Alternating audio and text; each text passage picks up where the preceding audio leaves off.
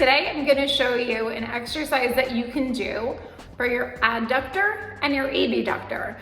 Those muscles run down the sides of your legs and are very important for stabilizing the knee. So we're going to start in a side lying position. If you'd like, you can support with your elbow on the floor, as long as you're able to support through your midsection. If that's not comfortable, you can always lie side lying all the way down. So because we're going to start with the outer thigh, what I want you to do is start with your legs in a hook position. Now from this position, straighten the top leg.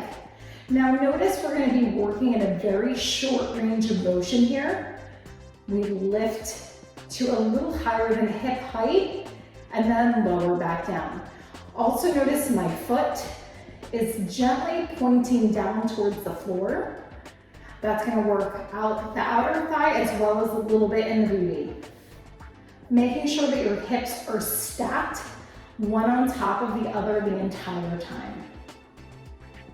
So you'll want to do between 10 and 15 repetitions. Once you do 10 or 15, if you'd like, you can take a little pulse at the top for a little bit of extra work. When it starts to burn, that's a good time to stop. And when you're done, bring the knee forward and shake it out. Thanks for watching. I hope that was helpful.